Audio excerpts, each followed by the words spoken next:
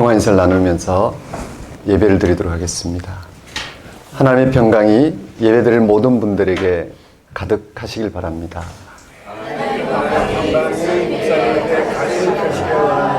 아멘. 서로 돌아보시면서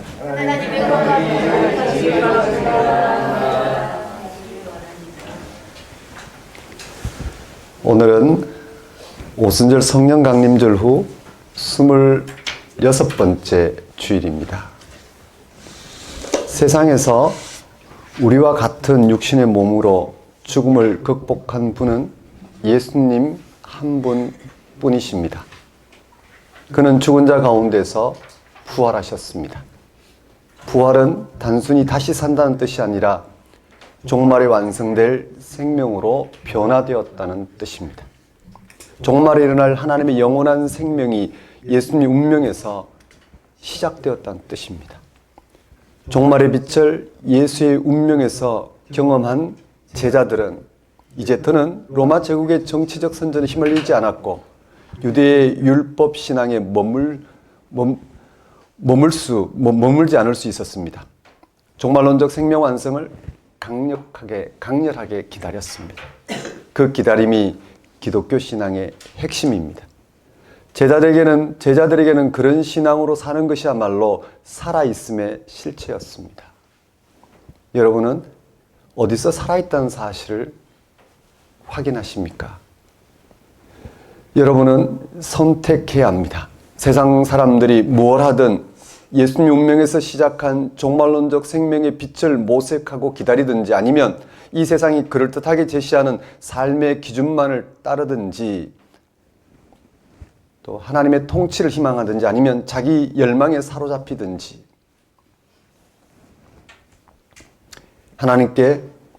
하나님께서 종말에 완성할 그 생명을 지금 여기서 실질적으로 느끼고 경험하면서 산다면 우리의 삶에서 많은 부분은 해결되지 않겠습니까? 현재 여러분은 종말 생명의 빛을 느끼시는지요?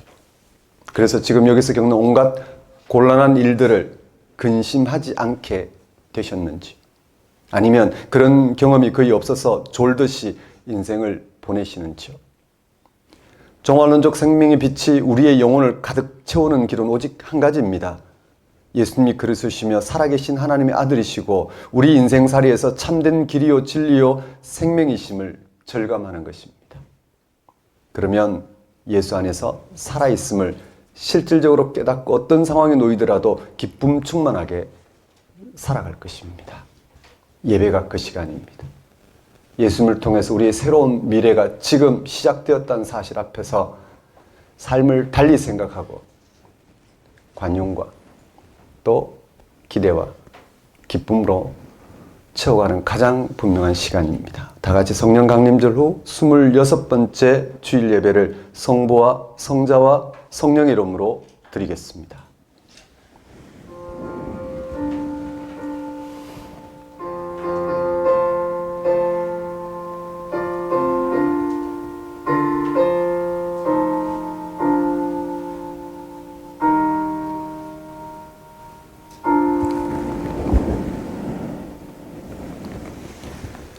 여호와께서 다스리시나니 땅은 즐거워하며 흑한 섬은 기뻐할지어다. 구름과 흑암이 그를 둘렀고 의와 공평이 그의 보좌의 기초로다. 불이 그의 앞에서 나와 사방의 대적들을 불사르시는도다. 그의 번개가 세계를 비추니 땅이 보고 떨었도다. 산들이 여호와의 앞곧 온 땅의 주 앞에서 밀랍같이 녹았도다. 하늘이 그의 의를 선포하니 모든 백성이 그의 영광을 보았도다.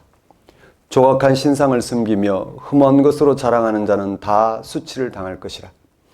너희 신들아 여호와께 경배할지어다. 여호와여, 시온이 주의 심판을 듣고 기뻐하며 유다의 딸들이 즐거워하였나이다. 여호와여, 주는 온 땅 위에 지존하시고 모든 신들보다 위에 계시니이다.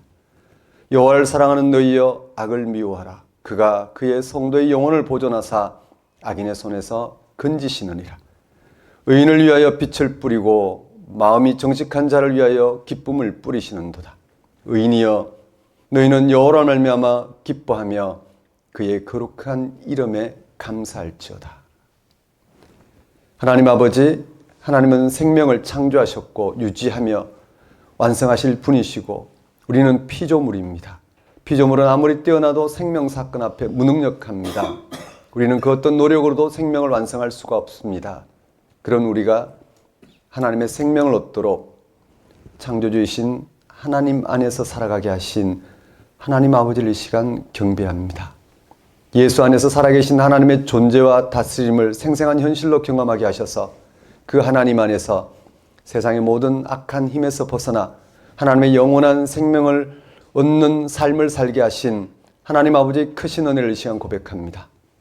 창조주 하나님 안에서만 가능한 영원한 생명을 알아보고 그 생명을 얻는 기쁨을 누리며 살아가도록 예수 그리스도 안에서 영으로 함께 하시는 하나님 아버지를 이 시간 경배합니다.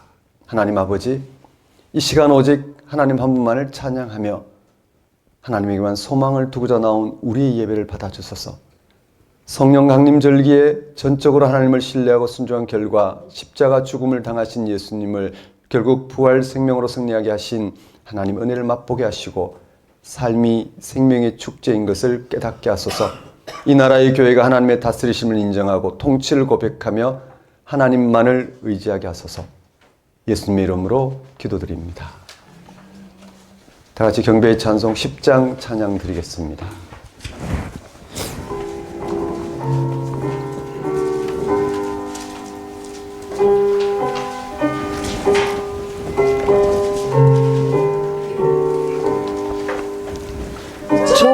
전능왕 오셔서 주 이름 찬송케 하옵소서. 영광과 권능의 성부여 오셔서 우리를 다스려 주옵소서. 강생한 성자여 오셔서 기도를 들으소서. 택하신 백성을 복내려 주시고 거룩한 마음을 주옵소서. 위로의 주 성령 오셔서 큰 증거 주옵소서. 전능한 주시여 각 사람 마음에서 떠나지 마시고 계시소서. 성삼위일체께 한없는 찬송을 드립니다. 존귀한 주님을 영광 중 배웠고 영원히 모시게 하옵소서. 아멘.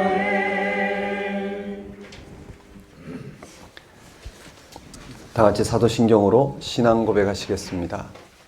나는 전능하신 아버지 하나님 천지의 창조주를 믿습니다. 나는 그의 유일하신 아들 우리 주 예수 그리스도를 믿습니다.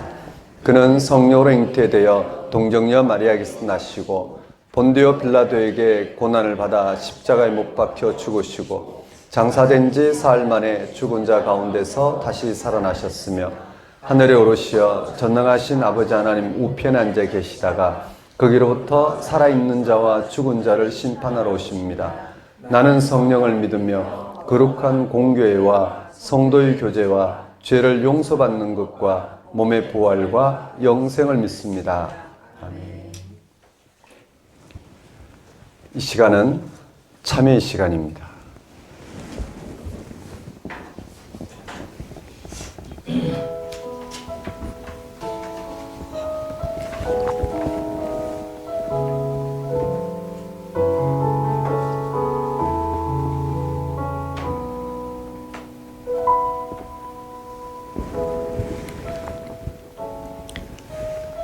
복음은 무엇일까요? 복음이라는 단어를 여러분은 흔히 들었을 것입니다. 신약 성경 앞부분에 나오는 4권의 책을 복음서라고 합니다. 바울의 서신에도 복음에 대한 이야기가 주를 이룹니다. 2000년 전 기독교 영성과 신학은 모두 이 한 가지에 집중됩니다. 기독교가 유대교와 구별되는 대목도 바로 이것입니다. 세상살이의 원리는 경쟁, 승리, 업적, 성공 등등의 단어로 표현됩니다. 이를 2가지로 줄이면 살아남기와 이기기입니다. 살아남으려면 이겨야 하고 이기려면 일단 살아남아야 하니까 이 2 단어는 어찌 보면 같은 의미입니다. 이게 좋은 뜻으로도 작동되고 나쁘게도 작동됩니다. 어려운 형편에서도 살아남는 건 좋은 일입니다. 운동선수들이 상대방을 이기기 위해 애를 씁니다. 그런 과정에서 운동기술이 발전합니다. 우리나라 기업들이 외국 기업과의 경쟁에 이기기 위해 최선을 다합니다. 남북의 평화 공존을 추구하는 정치 세력이 그걸 반대하는 정치 세력과의 경쟁에서 이기는 건 좋은 일이겠죠. 살아남기와 이기기가 늘 좋게만 나타나지 않는 게 인류 역사 현장입니다. 오히려 부정적인 경우가 더 많아 보입니다. 수단 방법 가리지 않다 보니 생명 파괴도 스슴치 않습니다. 교회도 역시 그런 원리에서 자유롭지 못합니다. 일종의 성공주의가 우리의 삶을 완전히 지배합니다. 성공한 사람은 겸손해져야 하는데 거꾸로 교만해지고 실패한 사람은 열등감에 떨어집니다. 이 문제는 그 어떤 정치체제나 이데올로기나 인격으로도 해결이 불가능합니다. 예수님의 제자들은 예수님을 통해서 전혀 새로운 삶의 깊이를 경험했습니다. 살아남고 이기기 위해서 무한 경쟁에 빠져들고 자신의 성공의 인생을 거는 것과는 전혀 다른 삶의 깊이였습니다. 삶이, 즉 생명이 하나님의 선물이라는 사실이 바로 그것입니다. 생명, 즉 삶은 점수를 많이 받거나 돈을 많이 벌거나 높은 지위에 올라가는 만족감이 아닙니다. 그렇게 해서 얻는 것은 선물이 아니라 노력의 대가입니다. 생명이 하나님의 선물이라는 말은 2가지 의미가 있습니다. 하나는 생명을 완성하기 위해 애를 쓸 필요가 없다는 사실입니다. 다른 하나는 다른 사람에게 신세를 지지 않아도 된다는 말씀입니다. 여기서 다른 사람의 눈치를 보지 않아도 된다는 것 하나만 알아도 우리의 삶에는 전혀 다른 차원이 열립니다. 이 사실을 모르는 기독교인은 없지만 이게 현실로 다가오지 않는다는 게 문제입니다. 예수님은 생명이 하나님의 선물이라는 사실을 분명하게 인식했고 확신했고 경험했기에 십자가의 운명을 그대로 받아들일 수 있었습니다. 다른 사람들은 십자가의 죽음을 생명 파괴라고 얘기했지만 예수님은 하나님의 생명이 십자가의 처형으로 파괴되지 않는다고 본 것입니다. 이런 영적인 깊이를 뚫어보기도 쉽지 않기도 하고 안다고 해도 그런 방식으로 살아가기는 불가능합니다. 제자들은 예수님의 십자가의 죽음을 예수님의 개인의 운명이 아니라 인류 전체의 운명과 연결된 것으로 보았습니다. 예수님의 십자가의 죽음을 통해서 이제 십자가의 죽음과 같은 운명에 떨어진 사람들이 하나님과 함께 할 수 있기 때문입니다. 비유적으로 말해서 예수님의 십자가의 죽음은 일종의 구명정입니다. 거기에 올라타기만 하면 영적으로 살아날 수 있기 때문입니다. 구명정이 값없이 주어진 것이기에 예수님 사건은 바로 복음입니다. 이것보다 더 복된 소식은 없습니다. 이 복음을 아는 사람은 전혀 새로운 삶을 살아갑니다. 이것이야말로 복음의 능력입니다. 사랑하는 성도 여러분, 한 주간의 삶을 돌아보십시오. 여러분은 여러분의 주어진 이 삶, 이 생명이 선물이라는 사실을 실감하셨는지요? 그래서 살아가는 내내 예수 그리스도를 통해서 하나님과 연결되어 하나님의 생명이 충만한 우리의 미래를 현재 만끽하며 사셨는지요? 아니면 생명의 조건이나 상태나 이런저런 관계에 매여 거기에 자신의 삶을 소진했는지요? 그 결과가 어떠시든지요? 참 만족이 있으시든지요? 아니면 계속해서 균형을 맞추기 위해서 전전긍긍하게 되시든지요. 이 시간 다시 한번 예수 그리스도의 사건에 기대서 우리가 연결된 하나님이 우리 가운데 함께함으로 우리에게 약속하신 그 하나님의 생명이 얼마나 놀라운지, 그래서 지금의 우리의 이 삶이 얼마나 큰 선물인지 다시 한번 각성하고 하나님이 함께 하신 삶을 살아갈 수 있도록 회개와 간구를 드리도록 하십시다.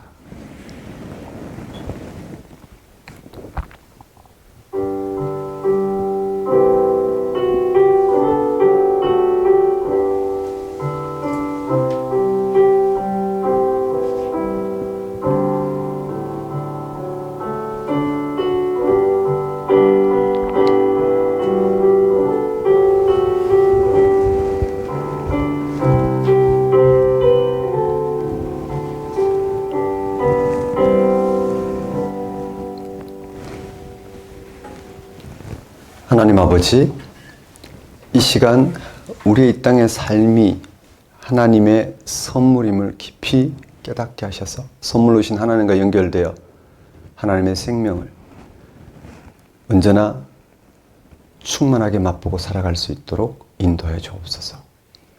예수를 통해 우리 가운데 보이신 하나님의 생명만이 지금의 우리의 삶을 선물로 받아들이게 할 뿐만 아니라 선물로 주신 이 삶의 생명 충만한 그런 삶을 맛보고 살아갈 수 있는 유일한 길임을 주님 깊이 깨닫게 하셔서 오늘 또 십자가 달리신 예수를 통해 하나님 우리 가운데 허락하신 그 놀라운 생명의 깊이를 굳게 붙들고 살아가는 귀한 시간 될 수 있도록 인도하여 주옵소서.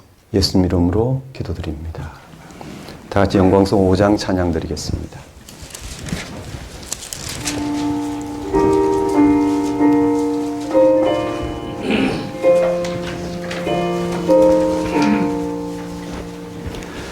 이 천지가 만물들아 복 주시니 주여와 전능 성부 성자 성령 찬송하고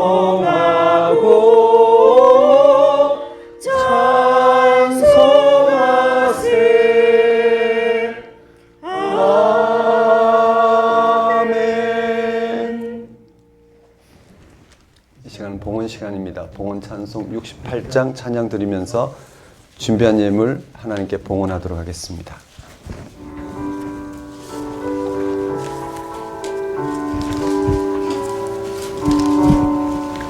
오 하나님 우리의 창조주시니 내 주님께 귀한 것 드립니다.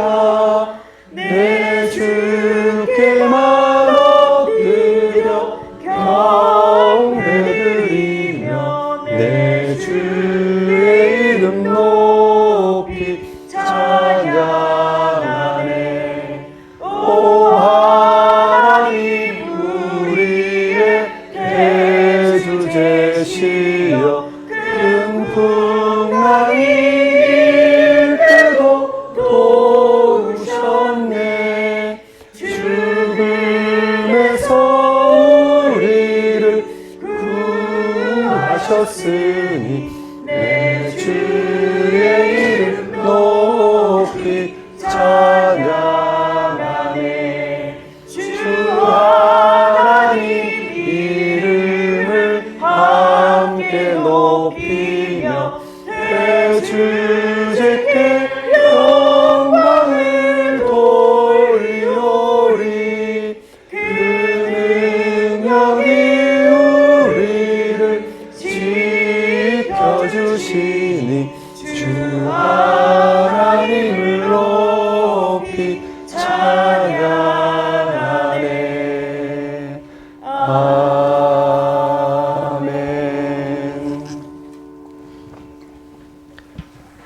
하늘에 계신 하나님, 하나님은 우리 아버지입니다. 하나님은 말씀으로 성령으로 우리를 낳고 존재하게 하셨습니다. 하나님은 우리를 창조하셨고 우리와 함께하는 것을 기뻐하시는 주님이시기 때문에 우리의 아버지입니다. 하나님 안에서 그리고 하나님과 함께 우리의 생명이 시작되었고 그리고 하나님 안에서 우리의 생명이 완성됩니다. 하나님께 일시적이고 영원한 우리의 모든 실존이 달려 있습니다. 하나님의 영광은 우리가 받게 될 기업 유산입니다. 하나님 본래 우리에게 귀를 기울이시고 우리에게 대답하십니다. 그러나 우리는 그 사실을 언제나 망각하고 삽니다. 하늘에 계신 우리 아버지, 하나님이 우리 아버지이심을 우리가 알아듣도록 거듭 말씀하셨습니다. 하나님의 말씀이신 하나님의 아들 안에서 하나님은 자신을 육신 안에서 이 세상 안에서 우리가 하나님을 인식할 수 있고 다가설 수 있게 만드셨습니다. 우리는 이 세상에 홀로 있지 않습니다. 왜냐하면 하나님은 하나님께서 우리에게 말씀하셨던 것을 우리가 이해할 수 있도록 인간적인 형식 안에서 우리에게 자신을 나타내셨기 때문입니다. 우리는 이 세상에서 하나님 없이 살아가지 않습니다. 하나님의 선지자들과 하나님의 사도들은 우리와 같은 삶의 자리에서 우리에게 말하고 우리는 그들의 말씀을 경청합니다. 하나님의 교회, 당신께서 부르셨고 당신이 계속 모으시는 교회를 통하여 우리는 하나님의 말씀을 듣고 있습니다. 그래서 우리는 교회로서 함께 하나님의 자녀로 살아가고 있습니다. 오늘도 하나님이 우리 아버지심을 알아보고 그 안에서 살아갈 수 있도록 불러주시니 우리가 어찌 하나님께 영광과 찬송을 돌리지 않을 수 있겠습니까? 이러한 하나님의 다스림 가운데 살아가게 하신 하나님의 은혜를 이 시간 고백합니다. 우리의 모든 필요를 채우신 하나님께 감사와 영광을 돌리는 것은 우리의 마땅히 행할 바이며 또한 지극한 기쁨을 알고 하나님 앞에 들고 나온 우리의 예물과 헌신을 받아주소서. 우리로 생명의 주 앞에 그 신비 앞에 그 약속과 미래 앞에 다만 순종하는 삶을 살게 하소서. 예수님 이름으로 기도드립니다. 교회 소식을 전하는 시간입니다. 작은 교회 여러분 안녕하십니까? 현재 우리는 작은 교회로 살아가고 있습니다. 작은 교회는 성경이 전하는 복음을 가장 분명한 방식으로 알아듣고 그게 일치해서 살아가고자 하는 신앙인들을 가리킵니다. 우리는 복음의 능력을 믿습니다. 복음이 전하는 십자가 달리신 예수가 그리스도시요 하나님 아들이심 믿습니다. 십자가 달리신 예수 그리스도를 통해서 우리는 하나님과 연결되어 하나님의 생명 충만한 삶을 살아갈 수 있음을 믿습니다. 우리는 그렇게 경험하고 그리고 그게 일치하여 그것이 우리 가운데 온전히 이루어지기를 소망하는 가운데 살아갑니다. 그럴 수 있도록 우리는 언제나 복음을 복음으로 알아보고 그게 일치하기 위해 한 주에 한 번씩 성경 공부합니다. 아주 진지하게 할 수 있을 만큼 진지하게 세상살이 어떤 것보다도 더 진지하게 우리는 성경 공부를 합니다. 머리로 하는지 가슴으로 하는지 모릅니다. 우리는 온몸으로 우리가 할 수 있는 모든 것을 통해서 십자가 달리신 예수를 통해 하나님과 연결되어 하나님의 생명을 알아보고자 그렇게 분투하는 공부입니다. 그렇게 알아본 하나님께 이 시간 온전히 우리의 영혼을 맡기기 위해서 또 함께 예배를 드립니다. 대면 예배든 온라인 예배든 가정에서 가족 단위로 드리는 예배든 아니면 함께 모여서 드리는 예배든 혼자 드리는 예배든 상관없습니다. 어떤 곳, 어떤 시간, 어느 누구와도 함께 우리는 우리가 알아본 하나님께 일치하는 그리고 그 하나님께 우리의 미래를 온전히 맡기는 시간으로서 우리는 이렇게 예배를 드리고 있습니다. 이렇게 작은 교회로 여러분이 살아가시는 은혜가 여러분 가운데 풍성하셨으면 좋겠습니다. 시간이 갈수록 더욱 또렷이 복음이 왜 복음인지를 알아보는 그런 작은 교회 신앙 여정이 되셨으면 좋겠습니다. 작은 교회 예배 안내 주보 참고하시면 되겠습니다. 11월 4주간 예배인데 예배 안내입니다. 오늘 셋째 주로서 노원구 건영백화점 5층 잉글리시 6 학원에서 드리고 있습니다. 다음 주는 서초구 TMD 교육그룹 지하 1층에서 청년과 함께 드린 작은 교회 예배로 드립니다. 근데 나머지는 주보를 참고해 주시면 될 것 같습니다. 그럼 오늘 우리에게 주신 하나님 말씀 보겠습니다.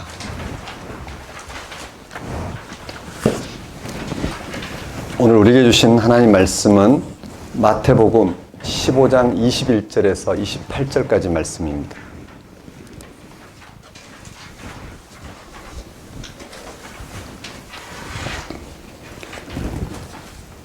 오늘 우리에게 주신 말씀 마태복음 15장 21절에서 28절까지 말씀 제가 받들어 봉독하겠습니다.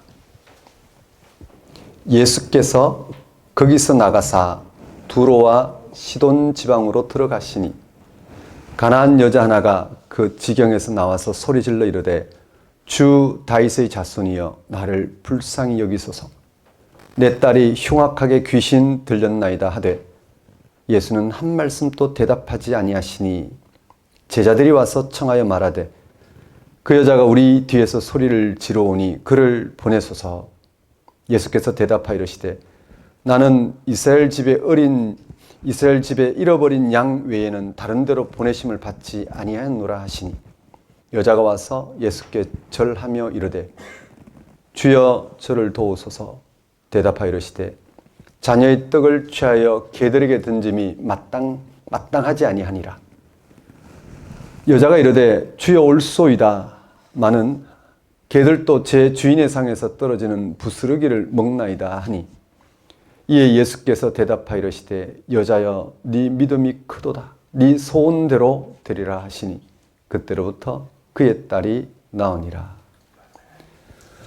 하나님 아버지, 이 시간 선포되는 말씀을 통하여 예수 그리스도를 통한 하나님의 그 구원의 깊이를 더욱 또렷하게 헤아리고 거기에 우리의 영혼을 맡길 수 있도록 인도하여 주옵소서. 예수님 이름으로 기도드립니다. 오늘 설교 본문은 마태복음 15장 21절에서 28절까지 말씀이고 제목은 예수님과 가나안 여자 이야기입니다. 예수님의 모든 사역은 천국, 즉 하늘나라를 전하는 데 있었습니다. 예수님이 전하신 하늘나라는 하나님의 고유한 생명의 능력이라 할 수 있습니다. 지금 우리가 살아가고 있는 세상의 모든 것은 죽어야 하고 지나가야 합니다. 하늘나라는 지금의 세상을 죽음이 극복되는 영원한 생명으로 변화시킵니다. 이러한 하늘나라를 먼저 약속으로 받았고 기다리던 사람들이 있었죠. 바로 유대인들입니다. 예수님은 유대인들을 향하여 하늘나라를 선포하시고 가르치셨습니다. 병든 자를 고치시고 죄를 용서하시면서 하늘나라를 생생한 현실로 드러내셨습니다. 이는 하늘나라를 기다리던 유대인들이 당연히 기뻐해야 할 사건이었습니다.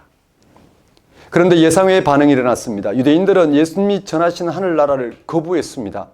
특히 바리새인과 서기관과 대제사장들 같은 유대교 전문가들이 예수를 신성 모독자로 여기거나 귀신 들린 사람 취급했습니다.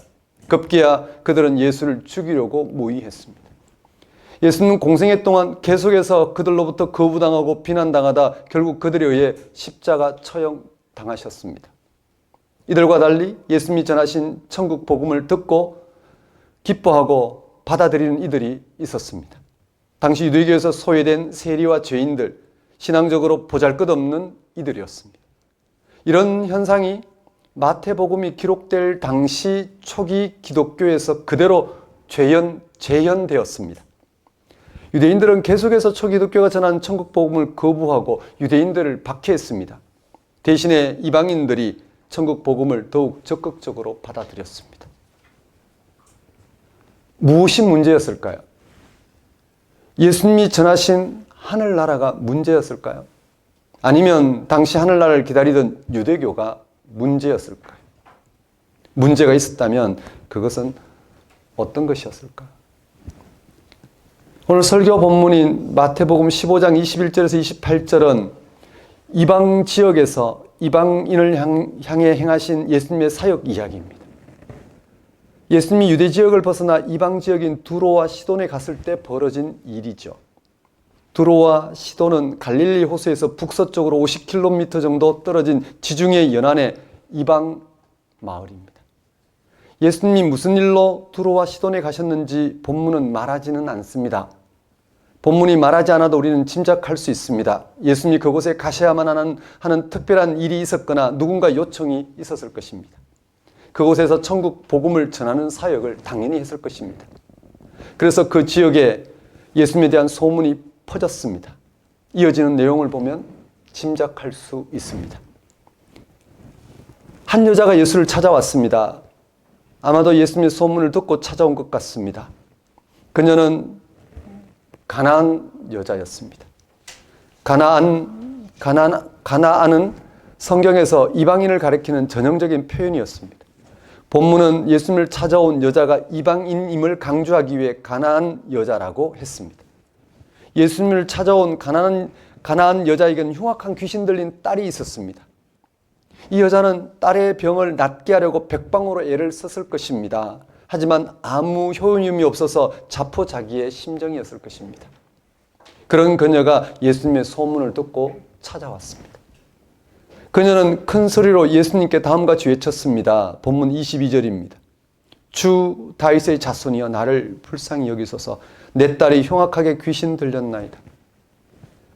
예수님은 이 여자의 요청에 별다른 반응을 보이지 않았습니다. 예상 밖입니다. 유대 지역에서 예수님의 사역을 참고하면 예수님은 이 여자를 칭찬하면서 따라 안심하라 그나 네 믿음대로 될지라 그나 하는 말씀을 하셨을 것입니다. 예수님이 아무런 반응도 보이지 않자 제자들이 났습니다. 23절입니다.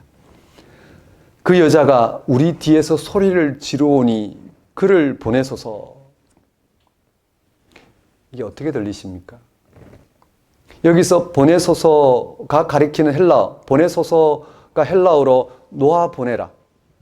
놓아보내라라는 뜻입니다. 즉 어떤 문제에서 놓임을 받게 해서 돌아가도록 해줘라 라는 뜻인 걸 참고하면 제자들이 이 요청은 어서 저 여자의 소리가 시끄러우니 어서 그 요청을 들어주고 빨리 보내주라는 것입니다.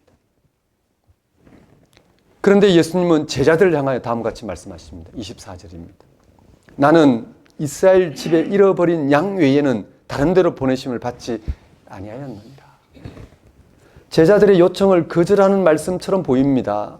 여기서 이스라엘 집에 잃어버린 양은 이스라엘 백성을 가리킵니다. 구약에서 이스라엘은 자주 하나님 앞에 잃어버린 양들로 묘사되고 있습니다. 그래서 그리스도가 오시면, 즉 메시아가 오시면 먼저 최우선적으로 그들에게 하나님 나라를 전할 것이라고 합니다. 예수님은 제자들에게 이와 같은 사실, 구약에서 전하고 있는 이와 같은 사실을 분명히 짚으신 것입니다. 그렇게 하신 이유가 있습니다. 예수님이 전하시는 하늘나라는 잃어버린 양들인 유대인들에게 약속된 것입니다. 그런데 그들의 지도자들을 중심으로 하늘나라를 낯설어하고 거부하고 배척하고 있는 것입니다. 대신에 유대 사회에서 이방인처럼 취급받던 소외된 이들이 하늘나라에 관심을 보입니다. 더 나아가 오늘 본문에 등장하는 가나안 여인과 같은 이방인들이 관심을 보입니다. 그렇게 되면 예수가 전하는 하늘나라가 오해될 수 있습니다. 특히 제자들에게 말입니다. 유대인들이 예수께서 전하신 하늘나라에 관심이 없을 뿐 아니라 거부하고 배척하는 것 때문에 두 가지 오해가 발생할 수 있습니다. 첫째, 예수님이 전하신 하늘나라가 유대인들에게 약속된 것이 아닌 것처럼 보일 수 있습니다. 그 다음, 예수님이 전하신 하늘나라가 이를 거부하는 유대인들을 버리고 이방인들을 택한 것처럼 보일 수 있습니다. 이런 오해가 발생하지 않도록 예수님은 구약에서 유대인들에게 약속된 하늘나라를 전하러 오셨다고 분명히 밝힙니다. 유대인들이 예수님을 배척한다고 해서 그들이 버림받은 것이 아닙니다. 여전히 그들을 통한 이방인들에게도 하늘나라가 전해지도록 하는 하나님의 약속은 유효한 것입니다. 이렇게 예수님은 자신이 전하시는 하늘나라의 성격을 분명히 밝힙니다. 제자들이 오해하지 않도록.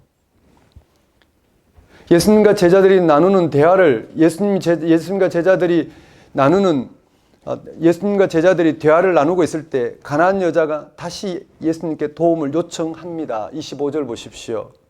여자가 와서 예수께 절하며 이르되 주여 저를 도우소서. 이번에는 절까지 하면서 도와달라고 요청합니다. 이 여자는 예수님이 제자들에게 하신 말씀을 들었을까요? 만일 들었다면 포기하고 돌아가지 않았을까요? 아마도 이 여자가 예수님이 제자들에게 하신 말씀을 들었든지 그렇지 않든지 결과는 같았을 것입니다. 이미 그녀가 예수님에게 올 때부터 예수님이 이스라엘 집에 이런 양을 구하러 오셨다는 사실을 알고 있었기 때문입니다. 앞에서 그녀가 예수님에 대한 호칭을 다윗의 자손이라고 한 데서 알 수 있습니다. 다윗의 자손이라는 말이 바로 이스라엘 집에 이런 양을 구하러 오실 그리스도라는 말과 같은 뜻이기 때문입니다. 그런데도 이 이방 여자가 어떻게 예수님께 도움을 요청할 수 있었을까요? 분명히 예수님은 다윗의 자손으로 오실 그분이었고 이스라엘 집에 이런 양을 구하러 오실 그분이었습니다. 그런데도 이방 여자 어떻게 예수님에게로 올 수 있었을까? 그리고 도움을 요청할 수 있었을까라는 것입니다. 예수님은 이 여자의 두 번째 요청에서 다음과 같은 반응을 보이십니다. 26절입니다. 자녀의 떡을 취하여 개들에게 던짐이 마땅하지 아니하니라. 다시 한번 예수님의 사역을 분명히 하시는 말씀입니다. 그런데 이 말씀은 이 여자가 듣기에 다소 모욕적일 수 있습니다. 유대인들을 자녀로 이방인들을 개로 표현하면서 이방 여자의 요청을 거절하시는 듯한 말씀이기 때문입니다. 예수님은 왜 이렇게 과격하게 표현하시는 걸까요? 만일에 제가 이런 비슷한 표현을 여러분에게 성경 공부 중에 했다면 아마 난리가 날 겁니다. 아무리 밝은 얼굴로 복음을 이야기해도 마음 상하시는 분들도 계신데 이렇게까지 이야기했다면 정말 참 반응이 예상이 됩니다. 그런데 이어지는 이 여자의 반응은 놀랍습니다. 27절 말씀을 보십시오. 여자가 이르되 주여 올소이다마는 개들도 제 주인의 상에서 떨어지는 부스러기를 먹나이다. 예수님의 모욕적인 말씀 앞에 포기할 만한데 그렇지 않습니다. 이 여자는 개들도 자기 주인의 밥상에서 떨어지는 부스러기를 먹는다고 대꾸했습니다. 참으로 놀라운 반응입니다. 결과가 어떻게 되었을까? 28절입니다.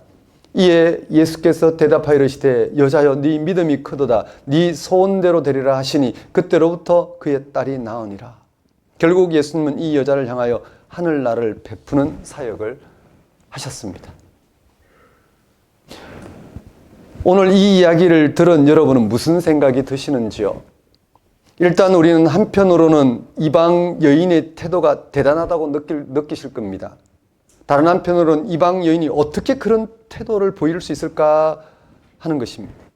지금 예수님 앞에서 보이는 이방 여인의 태도는 평범한 것이 아닙니다. 그녀가 예수님을 향해서 외친 말을 보십시오. 그녀가 예수께 나와 귀신 들린 자기 딸을 고쳐달라고 했을 때 예수님은 자녀의 떡을 취하여 개들에게 던짐이 마땅하지 아니하리라는 말씀으로 분명히 거절하는 듯한 말씀을 하셨습니다. 그런데 이 여자는 포기하지 않고 다음과 같이 외쳤습니다. 개들도 제 주인의 상에서 떨어지는 부스러기를 먹나이다. 도대체 이 여인은 뭘 믿고 이렇게 반응할 수 있었을까요? 도대체 무엇이 이 여인을 이렇게까지 반응하게 했을까요? 이는 예수님에 관한 소문에서 이 여인은 아주 특별함을 경험했기 때문에 그렇습니다. 이 여인은 예수님의 소문에서 그가 전하는 하늘나라 일에 대하여 들었습니다. 예수님은 병든 자를 고치시고 죄인들의 죄를 사하시는 사역으로 하늘나라의 현실을 드러내시고 가르치셨습니다. 지금은 예수님이 이방 지역에 오셔서 이방인들에게도 하늘나라를 전하는 사역을 하고 계신 것입니다. 그런 예수님의 사역이 이방 여인에게는 아주 특별하게 다가왔습니다. 이 여인은 이방 여인이지만 이방 지역 마을을 방문한 유대인 남자를 찾아왔습니다. 이러한 행동은 유대인에게도 이방인에게도 매우 기이한 일입니다. 아무리 심각한 병에 걸린 딸을 고치고자 하는 어머니의 간절한 마음이라 하더라도 어려운 일입니다. 무엇보다 예수님의 거절 앞에 좌절할 수도 있는데 이 여인은 오히려 예수님의 발 앞에 엎드려 더욱 담대하게 간구했습니다. 이러한 여인의 행동은 예수님에게서 유대인이냐 이방인이냐 하는 편견과 거절과 조롱을 넘어서게 할 만큼 어떤 특별함을 경험했기 때문에 가능한 것입니다. 이 여인은 평소 유대인들이 이방인들을 어떻게 대하는지 잘 알고 있었습니다. 예수님이 이 여인의 요구를 거절하면서 하신 말씀은 유대인들이 이방인을 향해 사용하는 말이었습니다. 예수님 당시 해변의 두로와 시돈 지역은 갈릴리 북쪽 산지의 유대 농부들의 농작물을 사서 쓰는 도시였습니다. 해안 도시이기 때문입니다. 해안 도시의 두로와 시돈 지역은 농사를 지을 땅이 부족했습니다. 이러한 상황에서 흉년이 오거나 농작물 수량이 부족하면 상대적으로 가난한 유대 농부들은 자기들이 먹기에도 부족했습니다. 그래서 그들은 다음 같은 말을 자주 하곤 했다고 합니다. 과연 자녀의 떡을 취하여 이스라엘의 농작물을 취하여 이교도의 개들, 즉 이방인들에게 파는 것이 옳은가? 돈벌이로 가난한 자기 민족 굶주리게 하면서까지 그렇게 이방인들을 향해 농작물을 팔고 돈을 버는 게 옳은가? 라는 문제를 제기했습니다. 여기서 자녀는 유대인들을 가리키고 개들은 이방인들을 가리킵니다. 예수님은 유대인들이 이방인을 향하여 사용하는 말로 이 여인의 요구를 거절하였던 것이죠. 그런 유대인의 편견을 전하는 예수님의 말씀에 대하여 이방 여인은 주여 올소이다라고 인정합니다. 그럼에도 불구하고 그녀는 한 걸음 더 나아가 개들도 제 주인의 상에서 떨어지는 부스러기를 먹나이다는 말로 호소하였습니다. 그녀가 그럴 수 있었던 것은 예수님의 소문에서 들은 그의 사역의 특별함을 알아보고 거기에 근거하여 호소하였기 때문입니다. 이 이방 여자의 태도는 어찌 보면 당연합니다. 당시 예수님의 사역은 모든 편견을 깨뜨릴 만큼 특별했습니다. 예수님이 행하시는 사역을 보고 듣는 사람이라면 누구나 그 특별함을 눈치챌 수가 있었습니다. 그래서 나병 환자, 맹인, 세리, 죄인들이 예수님을 찾아왔습니다. 그리고 그들은 예수님을 향해서 본문에 나오는 이방 여인처럼 대담한 태도로 그들의 운명이 바뀌는 특별함을 경험했습니다. 자존심 상할 이유도 없습니다. 이 특별함이 아니면 버려질 인생인데 그 예수님에게 막은 하늘나라의 특별함으로 그들이 전혀 놀라운 새로운 그런 하나님의 돌보심을, 하나님의 생명을 얻을 수 있다는 사실, 그 앞에 그들의 태도는 정말 어떤 것도 걸림이 되지 않았습니다. 예수님의 사역에서 경험하는 특별한 경험과 그에 따른 담대한 태도가 당연한데도 그 당시 그렇지 못한 사람들이 있었습니다. 오늘 본문에 나오는 이방 여인의 태도와는 정반대의 태도를 보이는 사람들이 있었습니다. 앞에서 언급한 경건한 유대교 지도자들과 그들을 따르는 유대인들이었습니다. 그들이 왜 그런지를 본문 바로 앞에 나오는 마태복음 15장 1절에서 21절에서 자세히 소개하고 있습니다. 본문 바로 앞에 나오는 단락 마태복음 15장 1절에서 20절에는 예루살렘으로부터 내려온 바리새인과 서기관이 등장합니다. 그들은 하늘나라를 전하시는 예수님의 사역 현장에 찾아와 그의 사역에서 꼬투리를 잡고 있었습니다. 예수님의 제자 몇 사람이 손을 씻지 않고 손으로 떡을 먹는 것을 본 것입니다. 바리새인과 서기관들은 예수님에게 왜 종교 전통을 지키지 않고 부정한 손으로 떡을 먹느냐고 따졌습니다. 그런 그들을 향하여 예수님은 너희는 어찌하여 너희 전통으로 하나님의 계명을 범하느냐고 답변하셨습니다. 다른 말로 하면 유대교의 종교적 고정관념으로 왜 하나님의 말씀을 대신하느냐라는 것입니다. 죄사함과 생명을 얻게 하시는 하나님의 말씀을 버리고 손을 씻는지 아닌지와 같은 것으로 대신하는 그들의 위선을 하나님께서 꾸짖으신 것입니다. 이런 유대교의 종교적 고정관념은 예수님의 사역에서 드러나는 하늘나라의 특별함을 외면하게 했습니다. 다시 말씀드립니다. 유대교의 종교적 고정관념은 예수님의 사역에서 드러나는 하늘나라의 특별함을 외면하게 했습니다. 유대교 지도자들은 예수님의 말씀과 행위를 있는 그대로 보지 않고 자신들이 지키는 기준에 맞는지 아닌지만 따졌습니다. 안식일 논쟁이 대표적이었습니다. 그들은 안식일을 위해 사람이 있는 것이 아니라 사람을 위하여 안식일이 있다는 예수님의 말씀을 인정할 수 없었습니다. 그들이 머리가 나쁘거나 특별히 사악해서 그런 게 아닙니다. 예수님 말씀 자체를 이해하지 못해서 그런 것도 아닙니다. 앞에서 언급한 손 씻는 문제도 그렇습니다. 바리새인들과 서기관들이 예수님의 말씀을 이해하지 못할 이유가 없습니다. 당연히 그들은 하나님이 말씀하신 사건에 의해서만 죄사함과 영생에 이를 수 있다는 것을 압니다. 그런데도 예수님의 말씀을 인정할 수가 없었습니다. 예수님의 말씀을 그대로 인정하면 자신들이 지금까지 쌓아온 모든 종교적 가치가 허물어질 것처럼 생각되었기 때문입니다. 그래서 그들은 예수님의 모든 것을 아예 부정하는 것입니다. 사소한 것을 들어서 그들의 종교 전통에 맞지 않다는 이유로 예수님의 그 살아계신 말씀을 그들은 부정한 것입니다. 하나님을 신앙하는 유대인들은 왜 그들의 종교적 고정관념에 사로잡혔을까요? 무엇이 문제일까? 왜 이런 일들이 벌어지는 것일까요? 예수님이 전하신 하늘나라는 그들이 받아들이고 구하던 것이 아니었던가요? 그들은 하나님의 아들 되시는 그리스도가 오셔서 하늘나라를 이루실 것을 바라고 있지 않았던가요? 그런데도 그들은 왜 예수의 사역을 거절하고 자신들의 종교 전통을 내세운 것일까? 그것은 그들의 모든 종교 전통의 시작이자 목표인 그들의 종교 전통의 시작이자 목표인 하나님의 구원 사건에 대한 실질적인 차원을 놓쳤다는 게 그 대답입니다. 하나님의 구원의 현실을 놓쳤다는 게 그 대답입니다. 유대인들이 예수님에게서 발생한 하늘나라를 인식하지 못하고 믿지 못했다는 말은 결국 그들이 자신들의 전통적 하나님 경험을 폐쇄적으로 수호하는 데 머물렀다는 뜻입니다. 만약 그들이 하나님의 구원 사건을 자신들의 인식 범주에 갇히지 않고 하나님 스스로 자유롭게 열어간다는 사실을 좀 더 철저하게 인식하고 있었다면 예수님 행하신 사역에서 하늘나라의 특별함을 경험했을지 모릅니다. 하나님이 유대인의 조상인 아브라함을 부르셔서 하나님의 구원 약속에 참여하도록 하신 것은 전적인 하나님의 자유로우심과 신실하심으로 이루어진 것입니다. 하나님은 불임하고 있는 아브라함을 부르셔서 그에게 난 후손을 통하여 창조주 하나님 위에 새로운 세상의 상속자가 되겠다고 약속하셨습니다. 그러나 아브라함은 하나님의 약속으로 부름받았지만 계속 불신앙했습니다. 그 불신앙은 오히려 아브라함이 인간적인 방식으로 가능한 것을 마치 하나님의 약속에 해당하는 것으로 여긴 결과였습니다. 하갈을 통하여 이스마엘을 낳는 것이었습니다. 그러나 하나님은 아브라함과 함께 하셔서 하나님의 신실하심과 고유한 권능으로 아브라함에게 자신을 계시하시면서 하나님의 약속에 참여하게 하셨습니다. 이렇게 이삭과 야곱에게도 함께 하셨습니다. 이스라엘과도 함께 하셨습니다. 그 결과 이스라엘은 하나님이 함께 하신다는 사실에 놀라워했고 거기에 자신들의 운명을 걸 수 있었습니다. 인간의 흥망성쇠가 아닌 그걸 넘어 창조주 하나님이 약속하신 그 구원, 그 생명에 실제로 마음을 둘 수 있게 되었습니다. 이러한 하나님의 구원 사건은 예수님을 통하여 새롭고 특별한 방식으로 계속되었습니다. 그런데도 예수님 당시 유대교 지도자들은 하나님의 구원을 받아들인 자신들의 전통에 갇혀 그것 너머에서 늘 새롭게 임하시는 구원 사건을 알아보지 못했습니다.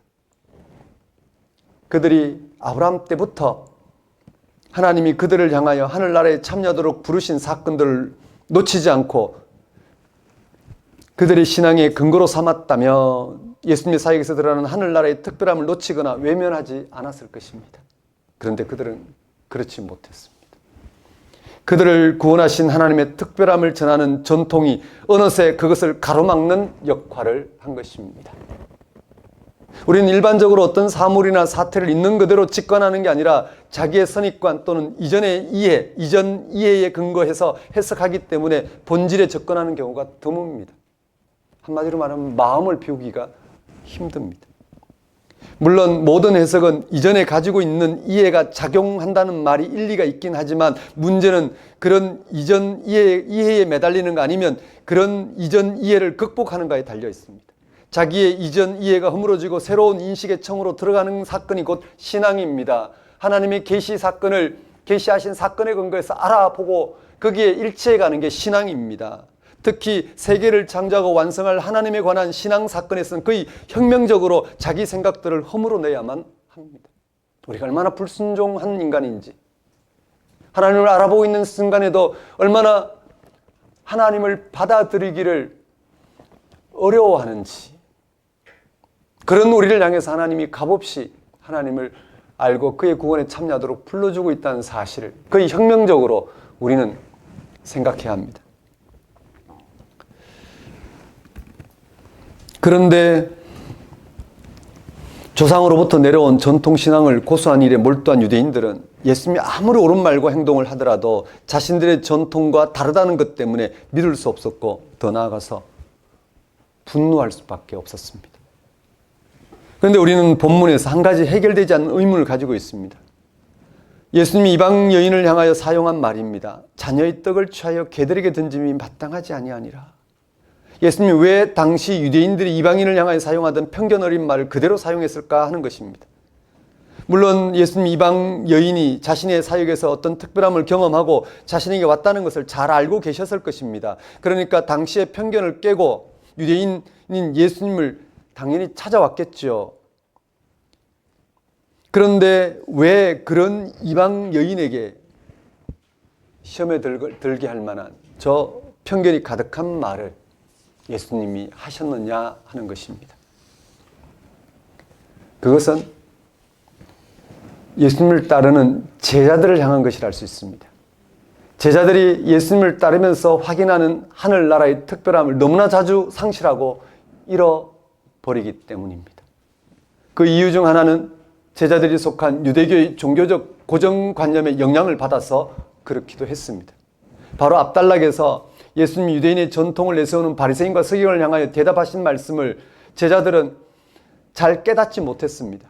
그래서 예수님에게 다시 묻는 과정들이 있습니다. 예수님은 그런 제자들을 향하여 본문 바로 앞에 나오는 마태복음 15장 15절에서 너희도 아직까지 깨달음이 없느냐라고 꾸짖으시면서 다시 제자들에게 가르치는 장면이 나옵니다. 이는 제자들이 예수님을 통해 드러난 하늘나라의 특별함을 유대교의 종교적 고정관념의 영향을 받아 오해할 가능성이 컸기 때문입니다. 그래서 예수님은 기회가 있을 때마다 제자들에게 유대교의 종교적 위선을 조심하라고 가르쳤습니다. 그만큼 종교적 고정관념은 하나님의 특별함을 외면하게 할 만큼 강력한 것입니다. 무엇보다 제자들이 예수님에게서 확인하는 하늘나라의 특별함을 너무나도 자주 상실하고 외면하거나 잃어버린 이유는 그들이 겪게 되는 고난 때문입니다. 왜 하나님이 함께 하시는데 고난이 오는지 이해할 수가 없는 것입니다. 왜 하나님을, 우리가 왜 예수를 믿는데도 왜 세상에서 어려움을 겪게 되는지 이해할 수 없는 그런 종교적 고정관념 때문입니다. 하나님과 우리의 관계를 성경이 전하는 대로 우리가 바로 바라봐야 되는데, 하나님과 우리의 관계를 성경이 전하는 방식으로 바로 바라봐야 되는데, 그렇지 않고 하나님을 신앙하는 이들이 세상에서 하나님을 신앙하지 않는 이들보다 잘 돼야 된다는 이런 종교적 고정관념으로 하나님과의 관계를 외면하기 때문입니다. 다시 말씀드립니다. 제자들이 예수님에게서 확인하는 하나님 나라의 특별함을 상실하는 이유는 고난 때문입니다. 예수님이 하늘나라 사역을 계속할수록 유대교 지도자들의 반대는 더욱 거세졌습니다. 마태복음 산상설교와 10가지 기적을 통하여 예수님이 하늘나라를 전하면 전할수록 이를 거부하고 배척하는 이들이 있다는 사실을 전하고 있습니다. 무엇보다 세례 요한의 죽음을 소개하면서 반대자들에 의해 예수님과 제자들이 겪게 될 고난의 상황을 소개합니다. 예수님이 하늘나라를 전하면 전할수록 종교적 기득권을 가지고 있던 유대교 지도자들의 배척받게 되는 상황, 끝내 십자가에 달려 죽게 되는 상황 말입니다. 마태복음은 그런 상황 앞에도 불구하고 계속되는 예수님의 사역을 통하여 예수님의 태도와 제자들의 태도를 잘 소개하고 있습니다. 마태복음 14장 13절에서 21절에 나온 오병이어로 5천 명을 먹이신 사건을 통해서, 또 마태복음 14장 22절에서 34절에서 무리로 걸어오신 예수님의 사건을 통하여 고난 앞에서 예수님이 취하는 특별한 태도와 제자들의 무지를 상반되게 소개합니다. 예수님은 그 모든 고난의 상황에서도 그가 드러내신 하늘나라의 특별함이 일치하여 돌파해 가시는데 제자들은 고난의 상황이 들려 주저앉거나 절망합니다. 마태복음은 그런 제자들의 상태와 문제점을 정확하게 파악하고 경고하십니다. 마태복음은 그런 제자들의 상태와 문제점을 정확하게 파악하고 경고하시는 예수님의 말씀을 전합니다. 마태복음 16장 11절입니다. 어찌하여 내 말한 것이 떡의 관함이 아닌 줄을 깨닫지 못하느냐. 오직 바리새인과 사두개인들의 누룩을 조심하라, 주의하라. 바리새인과 사두개인의 누룩은 하늘나라를 외면하게 만드는 종교적 고정관념에 관한 것을 가리킵니다. 자, 그런 제자들을 위하여 예수님은 본문의 이방 여자의 태도를 보여주고 있는 것입니다. 예수님이 드러내신 하늘나라의 특별함 앞에 어떤 태도를 취해야 되는지 말입니다. 그래서 예수님은 이 여자에게 유대인의 종교적 고정관념을 사용하여 그녀의 요구를 거절하신 것입니다. 그녀는 더러운 귀신 들린 딸을 둔 고난 상황에 예수 앞에 나왔습니다. 하지만 그녀는 예수님에게 모욕적인 말로 거절을 당하였습니다. 그런데도 이 여자는 예수님의 사역에서 확인한 그 특별함에 기대어 호소한 것입니다. 이러한 태도로 이 여자는 결국 유대교의 종교적 고정관념을 깨뜨리고 고난과 절망적인 상황 속에서 하늘나라의 특별함을 경험할 수 있었습니다. 오늘 우리는 어떨까요? 하나님의 아들 예수 그리스도의 사역과 죽음과 부활을 통하여 드러난 하늘나라의 특별함을 경험하고 있을까요? 그래서 종교적 고정관념이나 사회적 편견, 고난과 절망적인 상황 속에서도 오직 저 하늘나라의 특별함에 호소함으로 그것을 구원으로 생명으로 경험하고자 하는 신뢰가 우리 가운데 있을까요? 우리 시대의 이런저런 종교적 고정관념이나 인간적인 세속적인 가치를 넘어 우리가 듣고 알고 있는 예수 그리스도의 사건에 우리를 맡기고자 할까요? 우리는 당연히 그럴 수 있어야 합니다. 그런데 그렇게 하려면 우리는 예수 그리스도가 드러내신 하늘나라의 특별함을 늘 눈여겨볼 수 있어야 합니다. 예수님의 모든 사역은 한 가지 특징을 드러내고 있습니다. 예수님의 사역은 이미 구약의 선지자들이 선포했던 하늘나라에 예수님 자신이 일치하여 그 나라의 고유한 능력을 생생한 현실로 드러내셨다는 것입니다. 그 나라, 즉 하늘나라는 죽은 자의 부활에 이르게 할 하나님의 고유한 능력입니다. 세상을 창조하시고 유지하시고 모든 불의와 파괴로부터 건지시는 생명의 능력입니다.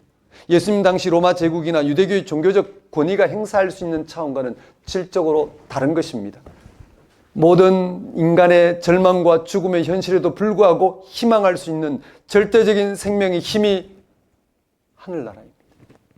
예수님은 그런 하늘나라가 이미 자신 안에서 발생하고 있다는 사실을 자신의 사역을 통하여 전하였고 그 능력을 드러내셨습니다. 그런 예수님은 산상설교의 팔복에서 가난한 사람, 우는 사람 등에게 복이 있다고 말씀했습니다. 그게 가능한 이유는 하늘나라가 임했기 때문입니다.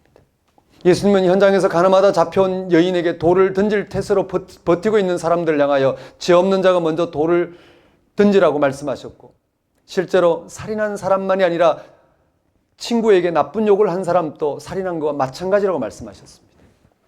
사람들이 중풍병자를 데리고 왔을 때 예수님은 당신 죄가 용서받았다고 말씀하셨습니다. 이는 하늘나라가 가까이 임했다는 사실을 예수님의 운명으로 받아들인 분위기에 그런 사죄를 선포할 수 있었습니다. 하늘나라는 곧 사죄가 일어난 사건, 죄사함이 일어난 사건이기 때문입니다. 이런 하늘나라의 권위에 근거하여 예수님은 유대교 종교 권위에 대항하셨습니다. 예수님은 하늘나라에 의지하지 않고 자신들의 법과 전통이라는 권위를 내세우고 있는 유대 종교 질서를 비판했습니다. 그 결과는 고난이었습니다. 십자가 죽음이었습니다. 그러나 사흘 만에 죽은 자들로부터 다시 살아나심으로 하늘나라가 참된 생명의 능력임을 보이셨습니다. 이제 우리 기독교는 예수님을 통해서 이미 여기 와 있는 하늘나라를, 이미 여기 와 있는 생명의 능력을 경험할 수 있게 되었습니다. 이것이 바로 유대교를 거절하는 사건을 통해 우리 기독교가 참여하게 된 하늘나라입니다. 문제는 기독교가 실제로 예수님에게서 생생한 현실로 임하고 있는 하늘나라의 특별함을 받아들이느냐 하는 것입니다. 예수님이 가져오신 하늘나라에 실제로 참여하고자 하는 것입니다. 유대교처럼 기독교도 하늘나라에 전적으로 의존하는 대신에 여전히 자신들의 종교적 권위를 내세우거나 세상에서의 기득권을 차지하는 방식으로 살아가는 것은 아닌가 하는 것입니다. 자신의 종교적 행위나 어떤 상대적인 경험에 의존한 나머지 성경이 전하고 있는 하늘나라의 특별함을 이런저런 방식으로 외면하고 있는 것은 아닌가 하는 것입니다. 실제로 하늘나라에 전적으로 의존함으로 세상의 어떤 형편에는 운명과 관계없이 죽음에서 해방되는 생명의 능력을 맛보고자 하느냐 하는 것입니다. 이건 어떤 대단한 것을 이루기 위해 신앙생활을 열심히 하라는 말과 다릅니다. 신앙생활을 오해하는 사람들도 있습니다. 신앙을 위해서 뭔가를 해야 하고 뭔가가 이루어져야 한다고 생각합니다. 그런 열정과 기대는 좋지만 신앙의 본질을 놓치면 곤란합니다. 우리가 하나님을 위해서 할 일은 하나도 없습니다. 하나님이 우리를 위해서 일하시죠. 신앙생활을 한다는 것은 우리가 뭔가를 행하는 것이라기보다 하늘나라의 특별함에 사로잡힌다는 뜻입니다. 만일 신앙생활의 분주함 때문에 하늘나라의 능력에 참여하지 못한다면, 하늘나라의 특별함을 놓친다면, 그래서 세상의 모든 고정관념과 고난에서 자유롭게 되는 죄사함과 죽음에서 건진받는 기쁨과 평화를 누리지 못한다면 그것은 참으로 불행한 일입니다. 우리의 신앙생활은 분명합니다. 우리는 예수님이 가져오신 하늘나라에 참여하기 위해 신앙생활합니다. 그리고 그 하늘나라에 의한 기쁨과 평화를 경험하고 얻기 위해 우리는 최선을 다합니다. 그래서 우리는 한 주 단위로 말씀을 공부하고 예배드리고 기도하고 친교합니다. 사랑하는 성도 여러분, 본문에서 예수님과 가나안 여자의 이야기에서 드러나는 하늘나라에 집중해 보십시오. 가나안 여인은 예수님의 사역에서 하늘나라의 특별함을 경험했습니다. 그래서 그녀는 그 당시 종교적, 인종적, 민족적 편견을 넘어 이방 여자이지만 유대인 남자인 예수님에게 나아왔습니다. 그녀의 딸에게서 귀신을 쫓아 주시기를 요구했습니다. 하지만 그녀는 당시 유대인들의 종교적 편견이 가득한 말로 거절당하였습니다. 그런 상황에도 불구하고 그녀는 그것 넘어 예수님이 보이시는 하늘나라의 특별함에 근거하여 계속해서 호소했습니다. 결국 그녀는 종교적 편견과 조롱과 거절을 극복하고 하늘나라가 베풀어지는 은혜를 경험하였습니다. 여러분, 이 한 주간 또 예수님이 가나안 여자를 통하여 보이시는 하늘나라의 특별함에 귀를 기울이시기를 바랍니다. 거기서 모든 종교적 고정관념이 깨지고 세상의 모든 편견을 넘어서 죽음에서 해방되는 생명의 능력을 경험할 것입니다. 그렇습니다. 예수님이 보이신 하늘나라의 그 특별함은 우리의 모든 것을 제거하고 오직 그 하늘나라를 열망하게 만듭니다. 그럼 그거면 되지 않겠습니까? 우리가 할 수 있는 유일한 것은 우리가 할 수 있는 유일한 것은 예수님이 드러내신 그 하늘나라의 특별함을 알아보는 것입니다.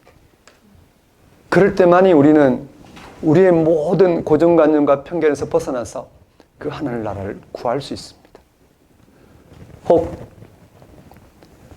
하늘나라가 잘 다가오지 않아서 여러분 마음이 상하거나 여러분의 삶이 부정적으로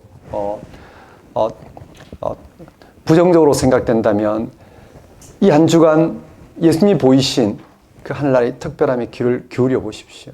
그러면 하늘나라가 정말 빛처럼 여러분 마음속에 임할 것입니다. 아니, 여러분의 운명을 빛 가운데 거하게 할 만큼 놀라운 사건으로 임할 것입니다. 그럼 그걸 붙드십시오. 그리고 그 하나님 나라의 특별함이 어떻게 그럴 수 있는지를 성경 말씀을 통하여 헤아리십시오. 그러면 그럴수록 여러분은 오직 하나님과 여러분의 관계, 하늘나라의 특별함에 사로잡혀 하늘나라의 그 고유한 권능에 온전히 붙들려 살아가시는 그러한 인생이 되지 않을까 합니다. 그런 한 주가 되시기를 간절히 바랍니다. 기도하겠습니다. 하나님 아버지, 이 시간 선포된 말씀을 통하여 예수님이 드러내신 하늘나라의 특별함에 귀를 기울이게 하옵소서. 이런저런 이유로, 이런저런 편견으로, 고정관념으로, 이런저런 선입견으로 하늘나라를 왜곡하고 있는 우리의 못난 모습에서 벗어나 우리를 있는 그대로 인정하시면서 하나님의 그 놀라운 생명을 맛보게 하시는 그 하늘나라의 특별함을 예수님을 통해서 알아보고 그리고 참여하여 하늘나라가 임하는 기쁨으로 이 세상을 감당할 수 있도록 인도해 주옵소서. 예수님 이름으로 기도드립니다. 다 같이 일어나셔서 결단의 찬송 134장 찬양 드리겠습니다.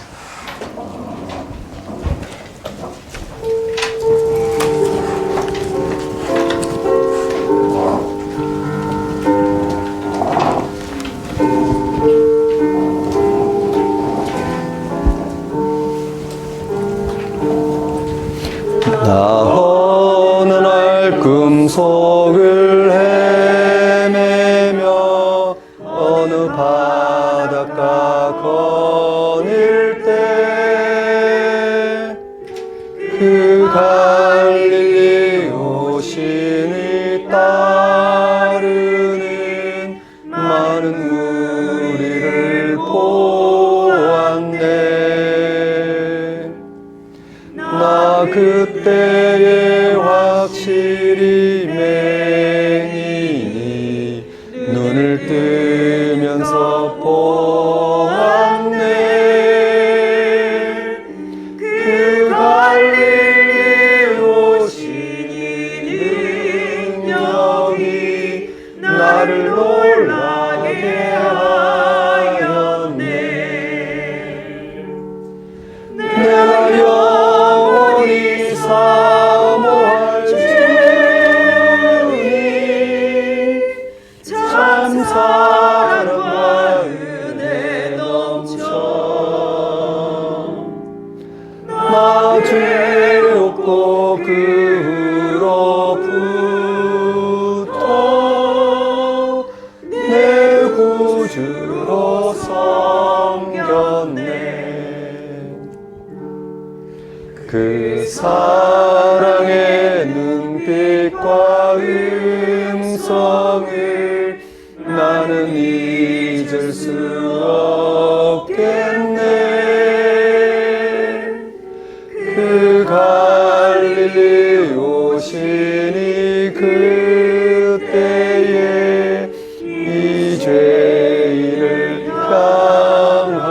향하여 못자국 난 그 손과 옆구리 보이시면서 하신 말 내 지은 죄 사했다 하실 때 나의 죄짐이 풀렸네. 내가 영원히 사모할 주님 참 사랑과 은혜 넘쳐 나 배웠고 그 후로부터 내 구주로 섬겼네. 그 사나운 바다를 향하여 잔잔하라고 명했네.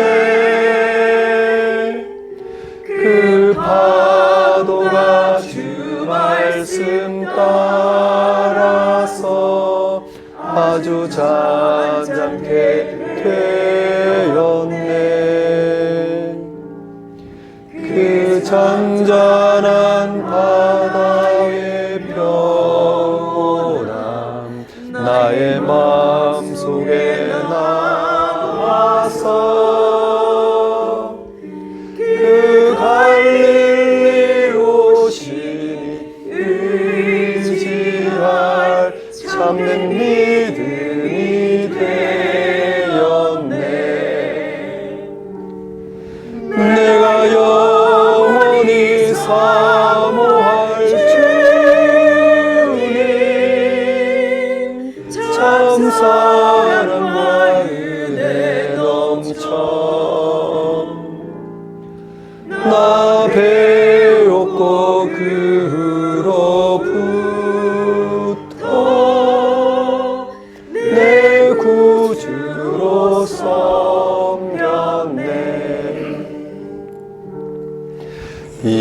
세상의 무거운 짐진 자 모두 주 앞에 나오라.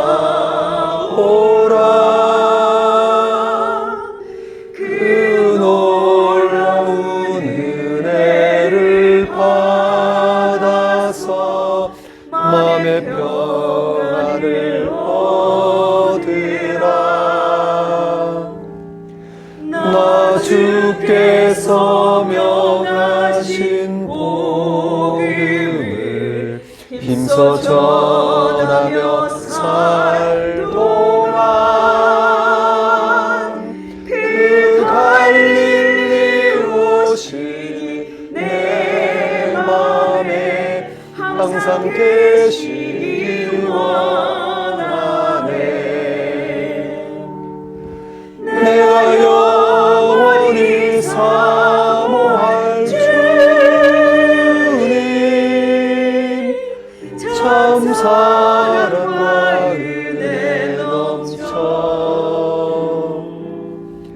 나 배웠고 그로부터 내 구주로 섬겼네.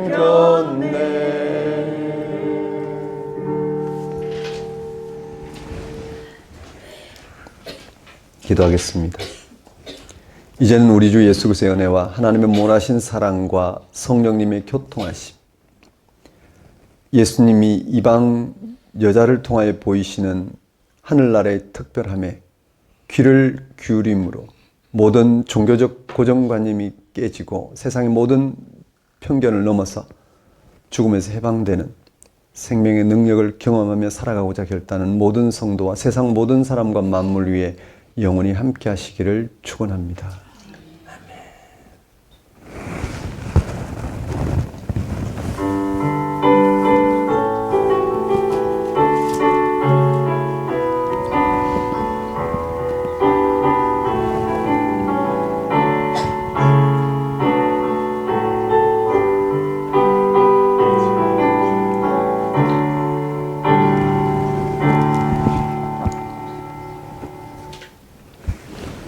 예배를 마치겠습니다.